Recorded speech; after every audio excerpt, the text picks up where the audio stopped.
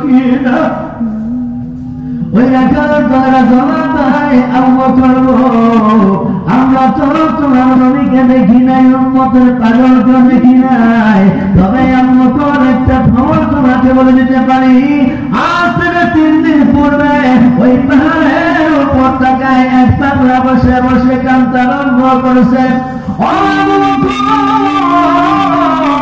ওই পাগলা যখন থেকে কান্না শুরু করেছে আমাদের উর্দুম্বাগুলি ওই পাগলা কান্নার আওয়াজ যখন শুনতে পাইল আমাদের উর্দুম্বাগুলি খানা খায় না ঘাসের মুখ লাগায় না পানি পর্যন্ত খায় না উর্দুম্বার ছোট ছোট বাচ্চাগুলি মুখ লাগাইয়া দুধ পর্যন্ত খায় না ওই পাগলা দিকে তাকাইয়া তাকাইয়া কান্দে আমাদের উর্দুম্বাগুলি আজ 3 দিন যাবত অনাহারে না খাইয়া না খাইয়া শুকাইয়া গেছে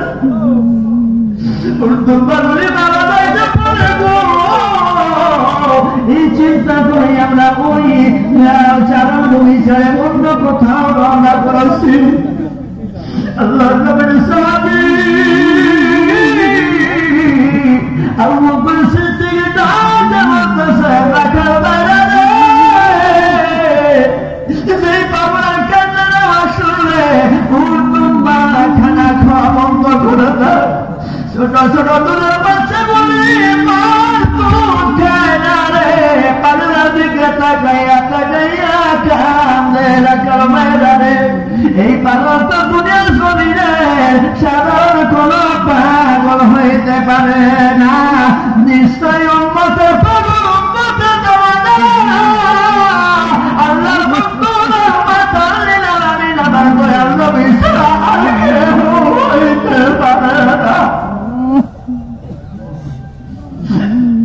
আবু বকর রাদিয়াল্লাহু আনহু দৌড়াইয়া পাহাড়ের উপর চলে গেল দেখতে পাইলেন উম্মতের কান্নারি নবী আমার আল্লাহর হুজুর সাল্লাল্লাহু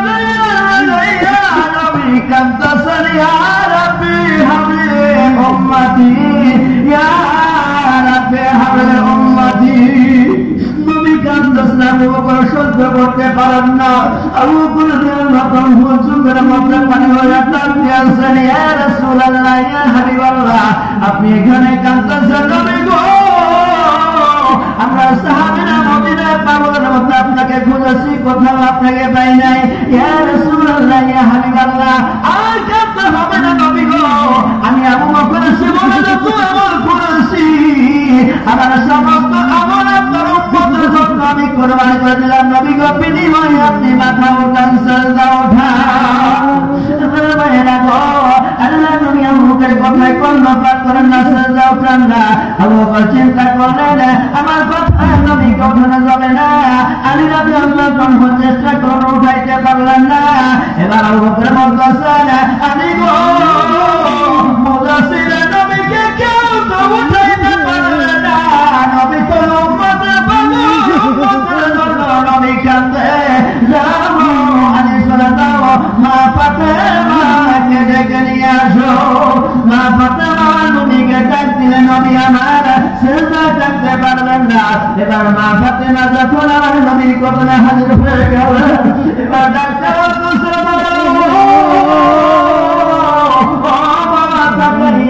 আমি তোমার সেই ফাতেমা দাদা গল্পে ফাতেমাকে তুমি মা ডেকে ডেকে তোমার মায়ের ডাকের জ্বালানি চাইছো আমি ফাতেমাকে একদিন না দেখলে তুমি থাকতে পারতে না বাবা আর 3 দিন হয়ে যায় গো তোমার ফাতেমার কথা কি মনে পড়ে না উম্মতের মায়ের পরে কান্দো বাবা উম্মতের পাগল হইয়া আমি ফাতেমাকে ভুলে গেলাম বাবা তোমার কান্দা হবে না সাজদা উঠাও মাথা উঠাও আমার জীবনের সমস্ত আমল তোমার উম্মতের জন্য আমি কুরবানি করেছিলাম গো বাবা বিনিময়ে তুমি সাজদা উঠাও মাথা উঠাও আমার রাসূল মাথা উঠান না এবার মা ফাতেমা সাজদা লাগাইয়া দিলেন আল্লাহ দরবারে ডাক দেওয়া আমার বাবা গুনাহগার উম্মতের জন্য কান্দে গো আমার বাবা সাজদা উঠায় না মাথা উঠায় না আমি ফাতেমা আমার বাবা যতক্ষণ পর্যন্ত সেজদা না উঠাবি আমি ফাতেমা সেজদা উঠাইব না। আল্লাহ গো আমি ফাতেমা আমার হাসান হুসাইনকে আমার বাবার গুনাহগার উম্মতের জন্য আমি কুরবানি করে দিলাম। আমার মেয়ে গো এমন সময় আল্লাহর পক্ষ থেকে হুকুম হয়ে যায় আমার নবী সেজদা উঠাইয়া নেন, মাথা উঠাইয়া নেন। ও আমার সেই নবী আমার উম্মতের হয়ে পড়ে এই রহমতের সুরা না ঘুমাইয়া উম্মতের জন্য কাঁদতে কাঁদতে পাগল করা হয়ে গেলেন। ওই নবীর উম্মত কেমন করল আমরা নবীকে ভুলে যায়। ওই নবীর মহব্বতে পড়ে আমার দয়া করার মহব্বতে এই রহমতের সময় মামুন মামাকে ডান মরিয়া ডাকে